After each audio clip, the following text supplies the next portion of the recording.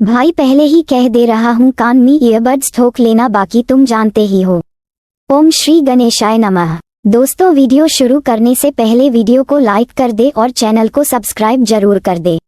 Story name is Ishqbaz Session 2 and this story is begin from chapter 214 and guys don't forget to share your reviews and put on your earphones before starting the video for better experience।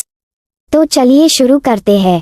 उसने अचानक अगले ही पल याना के चेहरे से अपना हाथ हटाया और गुस्से से अपनी जगह से खड़े होकर तेज कदमों के साथ उस कमरे से बाहर जाते हुए बोला, कल सुबह तुम आज़ाद हो, लेकिन खबरदार जो हमारे बीच हुई डील के बारे में किसी को कानों कान खबर भी हुई, it won't be good for you. और इतना कहते हुए राका वहां से चला गया। याना उसे कंफ्यूजन से जाता हुआ देखते रह गई और वही राका गुस्से से उस कॉटेज से बाहर आकर खुली हवा में काले अंधेरे आसमान के नीचे अपने हाथ हवा में फैलाते हुए गुस्से से जोर जोर से चिल्लाने लगा, आ लीडा। इस जोरदार चीख के साथ ही उस पूरे इलाके में राका की दर्द और गुस्से भरी आवाज गूंज उठी, जो इस वक्त एक जंगली भेड़िए की आवाज की तरह लग रही थी।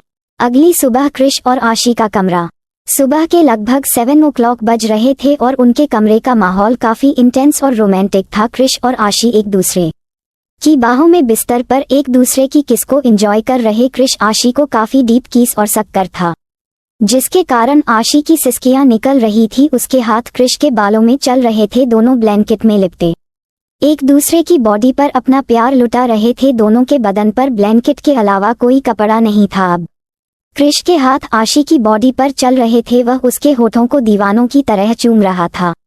काफी देर बाद आशी को सांस लेने में तकलीफ होने लगी और अब वह क्रिश के सीने पर हाथ रखकर उसे खुद से दूर करने की कोशिश करने लगी। क्रिश को किस बात का एहसास हो चुका था, इसलिए उसने धीरे से आशी के होठों को छोड़कर उसके गले और क्लीवेज पर किस करना शुरू कर दिया। आशी क्रिश के होठों से आजाद होते ही लंबी लंबी सांस लेने लगी और अपने सांसों को काबू करने की कोशिश करने लगी। उसके होंठ पूरी तरह सूज चुके थे। उसके गुलाबी होंठ क्रिश पूरी तरह लाल कर दिए थे। क्रिश आशी की बॉडी को इतनी तेजी से शक कर रहा था कि हिक्की के निशान उसकी बॉडी पर उभर रहे थे। आशी की गोरी और सॉफ्ट बॉडी क्रिश प्यार भरी निशाने से भर रही थी। क्रिश धीरे धीरे उसके सीने तक आया और वह से काफी तेजी से शक करने लगा। उसके हाथ आशी की बॉडी पर मक्खन की तरह फिसल रहे थे। तभी आशी लंबी लंबी सांस लेते हुए अपनी बढ़ती हुई दिल की धड़कनों को काबू करने की कोशिश करते हुए बोली, आहा साइको प्लीज अब नहीं, मैं बहुत थक गई हूँ, सुबह हो गई हो, मुझे भूख लगी है। कहते हुए आशी प्यारा सा मुंह बना लेती है। उसने अपनी इतनी सॉफ्ट और प्यारी आवाज में बच्चों की तरह ये बातें कही कि क्रिश को उस पर और भी ज्यादा प्यार आने लगा। उसने धीरे से अपना चेहरा उठाकर आशी के मासूम चेहरे की तरफ देखते हुए अपनी गहरी नीली आंखों से उन आंखों में झांकते हुए कहा, क्या तुम्हें सचमुच भूख लगी है फायरफ्लाई, लेकिन मुझे तुम्हें और प्यार करना है। ये सुनकर आशी ने अपने निचले होठों को प्यार से निकालते हुए अपनी टिमटिमाते काली आंखों से उसे देखते हुए कहा, लेकिन जब मैं भूखी रहूंगी तो मैं कमजोर हो जाऊंगी ना, और फिर मैं बीमार हो जाऊंगी, और फिर मैं दवाइयाँ खाऊंगी तो मेरे होठों का टेस्ट खराब हो जाएगा। तो बोलो तुम मुझे किस कैसे करोगे, इसीलिए हमारा खाना खाना जरूरी है। साइको है, मुझे बहुत भूख लगी है, चलो ना। कहते हुए आशी बच्चों की तरह हरकतें कर रही थी, जो देखकर क्रिश की आंखों में एक चमक थे। उसके होठों पर एक न दिखने वाली मुस्कान थी। हालांकि उसे आशी की मासूम हरकतों पर हंसी तो बहुत आ रही थी। उसका दिल मुस्कुराने का कर रहा था, लेकिन क्रिश बहुत कम ही मुस्कुराता था, या यूं कहें कि आशी के पास ही वह कभी कभी मुस्कुरा लेता था, वरना उसका चेहरा हमेशा एक्सप्रेशन लेस और कठोर ही होता था। और शायद यही कारण है कि घर के साथ साथ उसके माफिया वर्ल्ड में भी सब उसे काफी डरते थे, क्योंकि क्रिश को किसी से कोई फर्क नहीं पड़ता था। पर दुनिया को क्या ही मालूम कि एक छोटी सी 5 फुट 4 इंच की लड़की है जो उसकी इमोशंस को काफी अच्छे से कंट्रोल कर सकती है। क्रिश ने धीरे से आशी की नाक खींचते हुए कहा, तुम आजकल बहुत नॉटी हो गई हो फायरफ्लाई, बहाने काफी अच्छे बनाती हो। चलो ठीक है, फ्रेश हो जाओ, फिर ब्रेकफास्ट कर लेना। कहते हुए क्रिश बेड से नीचे उतरा और क्रिश की कंडीशन को देखकर आशी की चीख निकल गई। उसने जल्दी से अपनी आंखों पर हाथ रख लिया और आशी की इस हरकत पर क्रिश चेहरा कठोर हो गया। उसने गुस्से से दांत पीते हुए अचानक ही आशी के बदन से ब्लैंकेट हटाए और उसे झटके से अपनी गोद में उठा लिया। आशी के मुंह से एक बार फिर चीख निकली, साइको। कहते हुए आशी को काफी शर्म आ रही थी क्योंकि उसे भी अपने कंडीशन का अंदाजा था और आशी को इस तरह करते हुए देखकर क्रिश गुस्से से गुर्राते हुए अपने कदम बाथरूम में ले जाते हुए बोला, फायरफ्लाई तुम कभी नहीं सुधरोगी, तुम्हारी यह हरकतें मेरे गुस्से को बढ़ावा देती हैं, हाथ हटाओ अपने वरना मुझसे बुरा कोई नहीं होगा। और क्रिश की गुस्से भरी आवाज और धमकी को सुनकर आशी अभी भी ना में सर हिलाते हुए मासूमियत और मीठी सी आवाज में बोली, ए नहीं साइको, मैं तुम्हारी तरह बेशर्म नहीं हूँ। तुम कितने गंदे हो, तुम्हें बिल्कुल भी शर्म नहीं आती है। और आशी की इन बातों को सुनकर क्रिश का चेहरा और भी ज्यादा कठोर हो गया। उसने गुस्से से दांत पीसते हुए कहा, शट अप फायरफ्लाइज, फालतू के ड्रामा मत करो, हमारी बॉडी में ऐसा कुछ भी नहीं है जो हमने नहीं देखा। मैं तुम्हें खुद के साथ जितना कंफर्टेबल करने की कोशिश कर रहा हूँ तुम उतनी ही अनाइंग होती जा रही हो, जो चीज मेरे गुस्से को बढ़ावा देती है। बट यू डोंट वरी, तुम्हारी सारी शर्म मैं अभी निकाल देता हूँ। कहते हुए क्रिश आशी को अपने साथ बाथ टब में अपने साथ लेकर बैठा। ये बात है तब ऑटोमेटिक था, इसमें अपने आप ही पानी भरने लगा था। क्रिश पानी के टेम्परेचर को सेट किया और इससे पहले कि आशी उसकी बातों को समझ पाती, क्रिश ने अचानक ही उसके होठों पर होठ रखे और उसे किस करते हुए धीरे से उसके अंदर दाखिल हुआ। ये सब इतना जल्दी हुआ कि आशी को कुछ भी समझने का मौका नहीं मिला। हालांकि आशी को ज्यादा तकलीफ तो नहीं हुई, लेकिन अचानक ही क्रिश को अपने अंदर महसूस कर उसकी आंखें हैरानी से बड़ी हो गई। अब वह शर्माते हुए जल्दी से अपना हाथ आंखों से हटाकर क्रिश के सीने पर रखकर उसे खुद से दूर करने की कोशिश करते हुए बोली, साइको के बच्चे, तुम गंदे हो, तुम बहुत गंदे हो, तुमने मुझे फिर तंग किया, हटो हटो को प्लीज दूर हटो। शट अप फायरफ्लाई, ये सब तुम्हारी वजह से हुआ है। मैं ये करना नहीं चाहता था लेकिन तुमने मुझे मजबूर किया और आज के बाद तुमने ये शर्माने का नाटक मेरे सामने बंद नहीं किया तो मुझसे बुरा कोई नहीं होगा। मैं पूरे 1 हफ्ते तक तुम्हें अपने साथ बिना कपड़ों के रखूंगा तो तुम्हारी सारी शर्म मेरे सामने खत्म हो जाएगी, समझ गई तुम? क्या? नहीं psycho, sorry sorry sorry sorry, आज के बाद ऐसा नहीं करूंगी, प्लीज हटो ना, गलती हो गई। कहते हुए आशी बच्चों की तरह रोने लगी और उसकी बातों को सुनकर क्रिश अपनी मूवमेंट यूं ही फास्ट करते हुए उसके होठों और बॉडी पर किस करते हुए बोला, सॉरी माय लव, लेकिन गलती की है तो सजा तो भुगतनी होगी, नाउ एंजॉय इट। कहते हुए क्रिश आशी के होठों पर किस करते हुए अपनी मूवमेंट यूं ही बरकरार रखता है और आशी उसके नीचे सिसकियां भर रही थी। थरकी लुच्चे लफंगे खडूस कहीं के हुए है, तुम बहुत बुरे हो साइको, गंदे कहीं के। Don't use bad words Firefly otherwise. कहते हुए क्रिश गुस्से से आशी के होठों पर वाइट कर लेता है। आह साइको के बच्चे, एक दिन तुम देखना, मैं तुम्हारे सारे दांत तोड़ दूंगी। और यह सुनकर क्रिश के होठों पर ना चाहते हुए भी एक मुस्कान आ गई। उसने आशी के होठों पर लाइट किस करते हुए प्यार से कहा, उसके लिए तुम्हें स्ट्रांग बनना होगा फायरफ्लाई, किंग की क्वीन बनना होगा। मैं उसे दिन का इंतजार करूंगा जब तुम इतनी स्ट्रांग बन जाओ कि तुम मुझसे भी बैटल कर सको। कहते हुए क्रिश की आवाज में एक चाहत थी लेकिन उसकी आवाज काफी गंभीर लग रही थी। उसकी आवाज में एक अलग ही पावर थी जो सुनकर आशी उसके नीचे सिसकियां भरते हुए क्रिश के हैंडसम चेहरे को देखते हुए बोली, नहीं, मैं चाहे कितनी भी पावरफुल हो जाऊं साइको, तुमसे बैटल नहीं करूंगी, क्योंकि अगर मैं तुमसे बैटल किया तो मैं जीत पर भी हार जाऊंगी। मेरी जीत भी तुम हो और मेरी ट्रॉफी भी। I love you psycho. Krish Aashi की गंभीर बातों को सुनते हुए उसकी आंखों में देख रहा था। वह अचानक ही अपनी मूवमेंट रोक देता है और आशी के चेहरे को अपने हाथों में भरते हुए उसके गालों पर लाइट किस करते हुए बोला, हम दोनों एक है फायरफ्लाई, अगर तुम जीतती हो तो वह जीत मेरी है, लेकिन अगर लाइफ में तुम कहीं भी हार रही हो तो मेक श्योर कि उस हार में भी तुम्हारी जीत हो। Got it? मतलब मैं कुछ समझी नहीं साइको। कहते हुए आशी उसे मासूमियत से देखने लगी और आशी की मासूमियत भरी बातों को सुनकर क्रिश धीरे से उससे अलग हुआ। आहा साइको।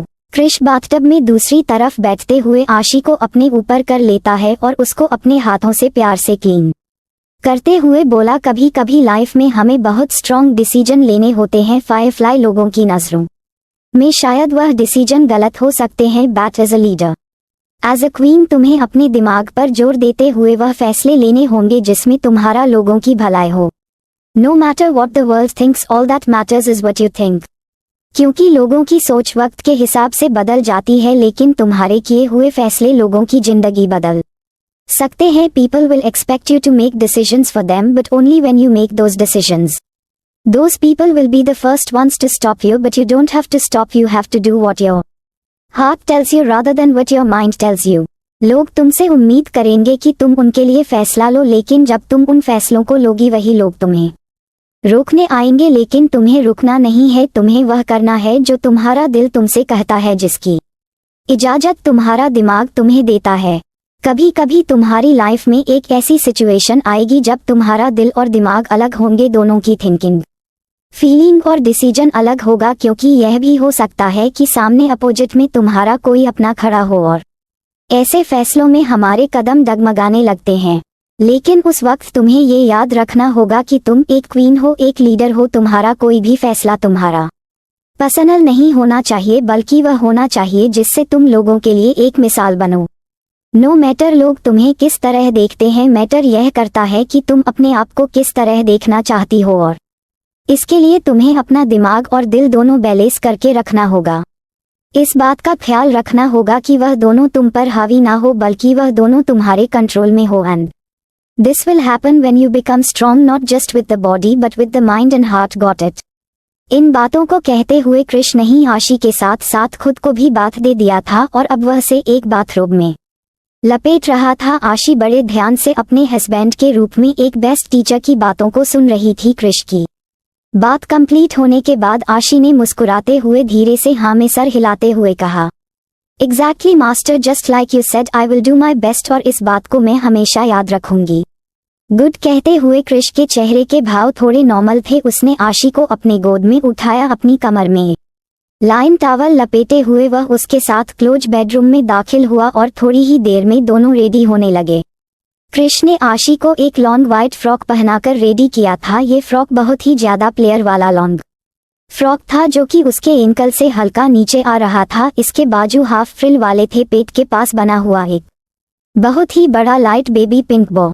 उसके बालों को हेयर ड्राई करके उसे आगे से बहुत सारी ट्विस्ट करते हुए पीछे उसके बालों को इकट्ठा करके टक कर दिया था और उसके बालों में बहुत ही प्यारी और क्यूट सी क्लिप लगाकर उसने उसके बालों को एक अच्छा हेयर स्टाइल दिया था। कानों में छोटे छोटे स्टोर्ड और हाथों में एक ब्रेसलेट जो कि काफी एक्सपेंस और ब्रांडेड थी। पैरों में कंफर्टेबल हील सैंडल। कृष आशी के चेहरे पर कोई मेकअप नहीं किया था, लेकिन मांग में हल्का सा लिक्विड सिंदूर और होठों पर हल्का लिप बाम। गले में तो आशी हमेशा ही कृष और अपने नाम के अल्फाबेट डायमंड मंगलसूत्र पहनती थी।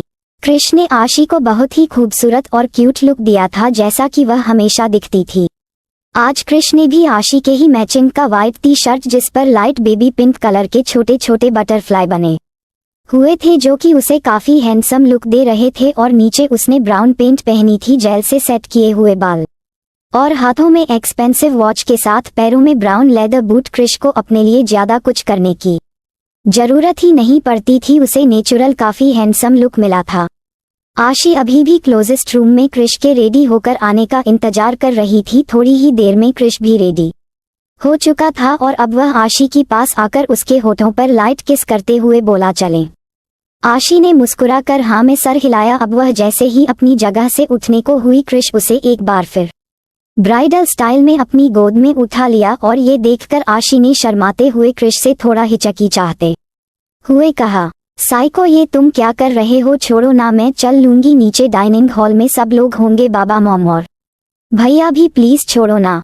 और यह सुनकर कृष के चेहरा एक बार फिर कठोर हो गया। उसने अपनी नीली घूरती हुई आंखों से आशी की तरफ देखते हुए कहा, शट अप फायरफ्लाई, तुम्हें अभी अभी इतना समझाया था, फिर भी तुम्हें समझ नहीं आता। I don't care what anyone thinks और not, you are my wife और मुझे पूरा हक है तुम्हें छूने का, तुम्हारे करीब आने का, तुम्हें प्यार करने का, and I will not give up my right due to fear of anyone. You should understand and remember this, और इसी में तुम्हारी भलाई है। कहते हुए कृष के भाव काफी गंभीर थे। उसने अपने एक एक शब्द पर काफी दबाव दिया था, जिसे सुनकर आशी घबराने लगी थी। उसने अब बिना कुछ कहे अपनी जुबान को बंद रखना ही बेहतर समझा और अपनी बाहों को कृष के गले में लपेटकर वह चुपचाप उसके चेहरे को देखने लगी। आशी को इस तरह घबराता हुआ देखकर कृष को उसे पर प्यार आ रहा था, लेकिन वह फिलहाल आशी के दिल से अपनी घबराहट हटाना भी नहीं चाहता था, वरना उसकी फायरफ्लाई उससे बार बार बहस करने से पीछे नहीं हटती। उसने धीरे से आशी के होठों पर होठ रखे और उसे एक पल के लिए सक करते हुए स्मूच करके उसके होठों। आह साइको प्लीज, अब नहीं, मेरे होठ स्वेल हो चुके हैं, इनमें दर्द भी हो रहा है, कहते हुए आशी ने मासूमियत से मुंह बना लिया और उसकी बातों को सुनकर कृष ने अपनी गंभीर आवाज में उसके होठों की तरफ देखते हुए अपने कदम कमरे से बाहर निकलते हुए कहा, this is not your pain my love, this is my love, कहते हुए कृष ने अपनी आंखों से आशी के गले पर की तरफ इशारा किया, जो समझकर आशी ने धीरे से अपनी नजर झुकाकर अपने गले की तरफ देखा जहां हिकी के निशान बने हुए थे, जो कृष और आशी के प्यार भरे पलों की गवाही दे रहे थे, जिसे देखकर आशी अचानक ही हड़बड़ा गई। वह घबराते हुए कृष से बोली, आह साइको, यह निशान प्लीज छोड़ो ना साइको, मैं इस पर कंसीलर अप्लाई कर लूं, ये बहुत बुरा लग रहा है, प्लीज साइको, कहते हुए आशी ने मासूम सा चेहरा बना लिया और कृष ने अपने चेहरे के गंभीर भाव को बनाए हुए अपने कदम के रास्ते नीचे डाइनिंग हॉल की तरफ ले जाते हुए कहा, शट अप फायरफ्लाई, प्यार की निशानियां छुपाने के लिए नहीं दिखाने के लिए होती है। अब थोड़ी ही देर में वह दोनों डाइनिंग हॉल में आकर अपनी अपनी जगह पर बैठ चुके थे। कृष हमेशा की तरह अपनी हेड चेयर पर बैठा था और आशी उसके बगल वाली चेयर पर बैठी हुई थी। आशी को काफी शर्म आ रही थी, वह बार बार अपने गले के पास अपना हाथ रखकर कोहनी को डाइनिंग टेबल पर टिकाकर अपने हाथों से खाना खा रही थी। हालांकि आशिक को खाना खाने में काफी तकलीफ हो रही थी क्योंकि कृष ने उसे राइट साइड मार्क दिया था और आशी ने सीधे हाथ से अपने गले को कवर करने की कोशिश की थी क्योंकि उसके बाल पूरी तरह से बंधे हुए थे। वह अपने बाल को खोल भी नहीं सकती थी वरना उसका साइको गुस्सा हो जाता है, जिसका गुस्सा शायद वह कंट्रोल भी नहीं कर पाती। वह किसी तरह मैनेज कर रही थी लेकिन उल्टे हाथ से उसे खाना खाया नहीं जा रहा था। बेचारी काफी बुरी कंडीशन में फंसी थी और मन ही मन रो रही थी। कृष से बार बार अपनी नीली निगाहों से देख रहा था और तभी कृष ने कुछ ऐसा किया जिसे देखकर सभी की आंखें हैरानी से फैल गई। तो बताओ मेरे सीआईडी ऑफिसर, आखिर ऐसा भी क्या किया कृष ने? बताओ, मुझे पूरा यकीन है आप लोग जरूर समझ गए होंगे उसने किस नहीं की। यह बात मैं पहले बता दूं तो कि इसके अलावा कृष और क्या कर सकता है। सो अभी कहानी जारी रहेगी। So don't forget to share your review and comment your best part of an story.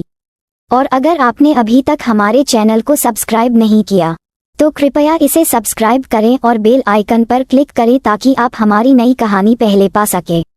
And if you like my story so comments your feelings with heart emoji.